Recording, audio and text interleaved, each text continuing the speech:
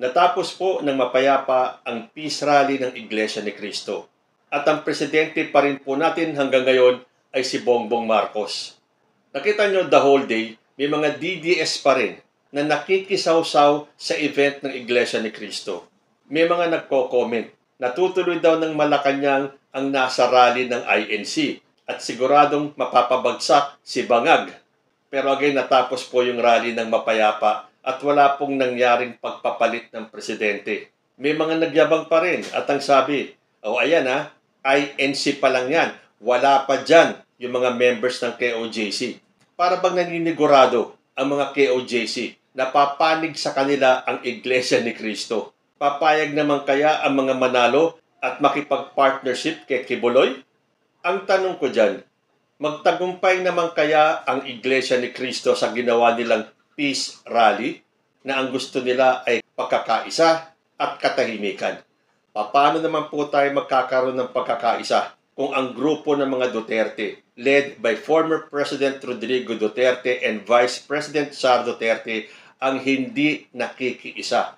Ano ba ang gusto nila mangyari? Si President Marcos pa ang bababa sa level nila para makipagkaisa? Hindi ba dapat sila ang makipagkaisa sa leader ng bansa na ang leader na yan ay si Bongbong Marcos? Pero parang ang gusto nila ay ang presidente pa ang yuyuko sa kanila para makipagkaisa. Hindi naman yata dapat yun. So hihintayin ko kung magkakaroon ng katuparan itong peace rally ng Iglesia ni Cristo para pag-isahin ang bansa. Dahil sabi ko nga sa inyo, hanggat ang grupo mismo ng mga Duterte ang ayaw makipagkaisa, ang ginawa ng Iglesia ni Cristo kanina is an exercise in futility. Yes, naipakita nila yung kanilang puwersa.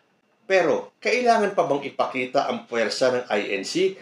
Kilala na po natin sila. Mapapabilib ka talaga pagdating sa pagkakaisa ng mga Iglesia ni Cristo. Kilalang kilala po sila dyan pagdating sa pagkakaisa. So, kung hindi magtatagumpay ang kanilang layunin na pagkaisahin ang buong Pilipinas, ano pa ang naging saysay ng kanilang rally kanina? At totoo bang naging peace rally lang ito? Or nagkaroon ng halong political rally? Sabi po kasi dito sa mga comments, sagot sa tanong na peace rally or political rally? Ang sagot, pareho. Peace rally dahil dumating ng mapayapa, umuwi ng mapayapa, at bigo ang mga DDS sa inaasam na mitsa ng people power. Political rally dahil pinayagan ang mga DDS vloggers, senators, and DDS big shots na makilahok at magsalita ng depensa kay Sara at patama sa PBBM administration.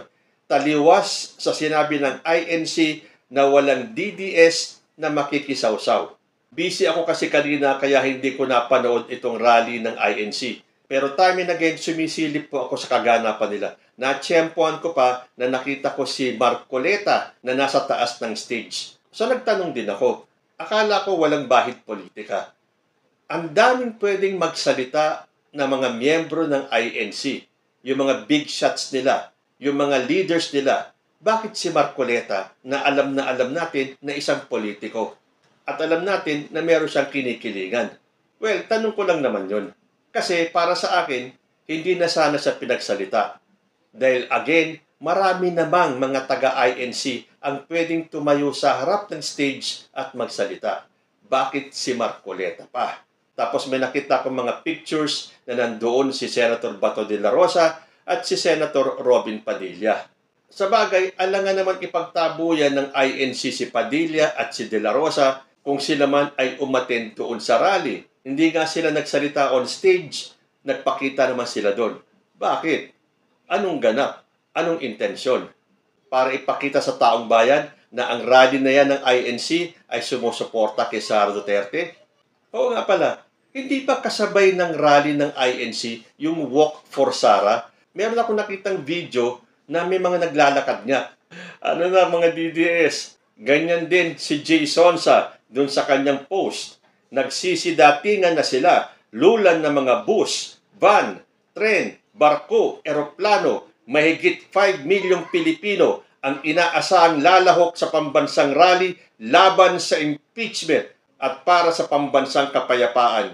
Pero kanina, sa mga placards na dala-dala ng mga INC members, may nabasa ba kayong no to impeachment? Ilan po sa mga nabasa kong placard na dala-dala ng mga miyembro ng INC? Unahin ang bayan, wag bangayan. Sino po ba ang nakikipagbangayan sa gobyerno natin? Sino ba ang nag-umpisa ng bangayan? Hindi ba ang mga Duterte? Hindi ba si Sara Duterte? Isa pa, magkaisa para tumatag ang bansa. Paano nga po magkakaroon ng pagkakaisa? Kung si Sara Duterte mismo ayaw. Hindi ba sabi pa niya na hindi siya magpapatawad? So, paano makakaasa ang INC na magkakaroon ng pagkakaisa kung yung kabilang kampo hindi magpapatawad? At siya pa talaga ang bigana magsalita ng hindi siya magpapatawad, ha? Ikaw sa tingin mo, VP Sara, mapapatawad ka ba ng mas nakararaming Pilipino sa ginawa mong hindi pagsagot kung saan mo dinala ang pera ng bayan? Sabi pa dito, magkaisa, wag mang-isa. Sino ba ang gustong mang-isa? Sino ba ang gustong palitan si Bongbong Marcos at iyo po si Sara Duterte? Peace for the Philippines, sabi pa. Uulitin ko na naman ba yun? Hindi po tayo magkakaroon ng katahimikan ng peace hanggat andyan ang mga Duterte. Na imbis na pagkakaisa ang kanilang isinusulong, pagkakawatak-watak po ang nakikita natin na ginagawa nila. Isa pa, problema'y lutasin, huwag palakihin.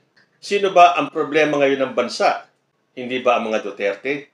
At sino ba ang nagsimula ng gulong nararanasan natin ngayon? Hindi ba ang mga Duterte? Simula pa nung kampanya na ipinakalat ni Rodrigo Duterte na mayroong presidentiable na nagko-cocaine, na imbis na tumulong lutasin ang mga problema ng bansa, sila pa ang nagiging problema. At ang huli, bayan ang asikasuhin, hindi sariling mithiin.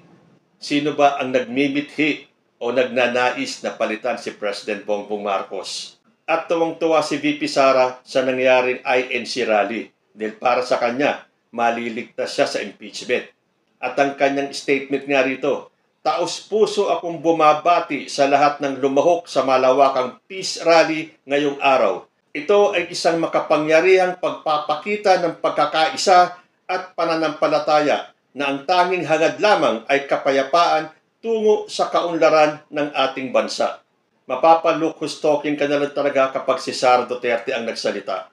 Makapangyarihang pagpapakita ng pagkakaisa. And yet, ikaw na nagsasalita nito ay hindi nakikiisa. Pruweba, bakit magkakaroon ng Walk for Sara? At bakit isasabay nila sa INC rally? At binati mo ang INC sa kanilang tanging hangad ng kapayapaan tungo sa kaunlaran ng ating bansa. Paano tayo magkakaroon ng kapayapaan kung kayo mismo ang nag-uumpisa ng gulo? Kayo at ang mga vloggers ninyo, ang mga aliporis ninyo, ang mga takapagsalita ninyo, tapos the nerve na hihingi kayo ng kapayapaan? Message naman ni dating Pangulong Rodrigo Duterte, I would like to thank Ka Eduardo Manalo and the Iglesia ni Cristo for organizing and mobilizing its members in today's prayer rally for peace. This is what our country needs in these critical times. Not impeachment, not waste of government resources, not self-serving schemes, not divisive action. We must unite. We must move forward as one. We must serve our people. Nako, hindi ba patama sa kanila itong sinabi ni dating Pangulo? Katahimikan, peace, yun daw ang kailangan ng ating bansa in these critical times. Hindi daw yung impeachment, hindi yung waste of government resources, hindi yung self-serving schemes. Sino ba ang mga may self-serving schemes dyan? Yung gustong paalisin si Bongbong Marcos at iyo po si Sara Duterte. Hindi ba self-serving yon? Kaya nyo sinisiraan ang gobyerno? Gusto nyo ibagsak ang gobyerno ni President Bongbong Marcos para ano? Para iyo po si Sara Duterte. Talk about self-serving. Not divisive actions. Again, sino ang gumagawa ng mga divisive actions? So makikita po natin, lahat ng sinasabi ng mag-amang ito ay bumabalik lang sa kanila. Kanino nag-umpisa ang divisiveness ng bansa ngayon? Tapos sasabihin niya, we must unite. Kasi ang gusto niyong unite na yan ay ang presidente pa ng Pilipinas ang bababa sa level ninyo. ang susunod sa gusto nyo mangyari. Hindi naman yata dapat ganun na mangyari. Tapos na ang termino ni Rodrigo Duterte. Pero sa mga kinikilos nila, parang ang gusto na mangyari, si President Bongbong Marcos ang dapat yumuko at sumunod sa lahat ng gusto nilang mangyari sa bansang ito. So paano mangyayari yung we must move forward as one kung kayo ay hindi nakikiisa? So ang tanong dyan, nagtagumpay ba ang INC rally? Oo naman. Dahil nakita naman natin talaga ang gusto nilang ipakita, yung puwersa ng INC. Na kung tutuusin talaga, hindi na po nila kailangan magpakita ng ganyang lakas at puwersa dahil alam po natin lahat na kapag pinag-usapan ang INC, pagkakaisa po ang meron sila. Na sana lahat tayo ay meron. Kaya lang itong mga nakikisawsaw na mga DDS na para bang gustong ipangalandakan na INC lang sapat na para pabagsakin si President Bongbong Marcos. Tandaan po natin, sa rally ngayon, ilang milyon po ang nakita natin all over the Philippines na sumali sa kanilang peace rally. Pero huwag din po natin kakalimutan, ilang milyon na po ba ang mga Pilipino? Meron kasi mga ibang DDS dyan na gustong palabasin na ang Iglesia ni Cristo ang nagpapatakbo ng bansa. Sinabi na nga po ng pamunuan ng Iglesia ni Cristo na ang kanilang rally ngayon ay hindi po political. Although sinabi nga po sa comment section na may mga politiko pa rin na pinayagan sumali sa kanilang rally. But then again, tulad ng sinabi ko kanina, alangan naman palayasin nila si Bato de la Rosa at si Robin Padilla.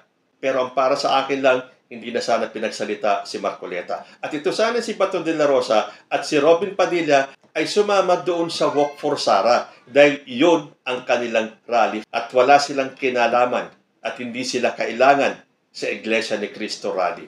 So sana magtagumpay ang hangarin ng Iglesia ni Cristo dahil lahat naman po tayo ang gusto natin ay kapayapaan, katahimikan at pagkakaisa. Hindi lang po Iglesia ni Cristo ang may hangarin yan. Lahat po tayo. Pero hindi po tayo magkakaroon ng pagkakaisa at katahimikan hanggat may mga puwersa na gustong pabagsakin si President Bongbong Marcos at iyo po ang gusto nilang pumalit sa Malacanang. Kayo po, ano ang masasabi ninyo? Comment lang po down below at magbabalik ang usapang Tito Manny. Diyos ti Agnina.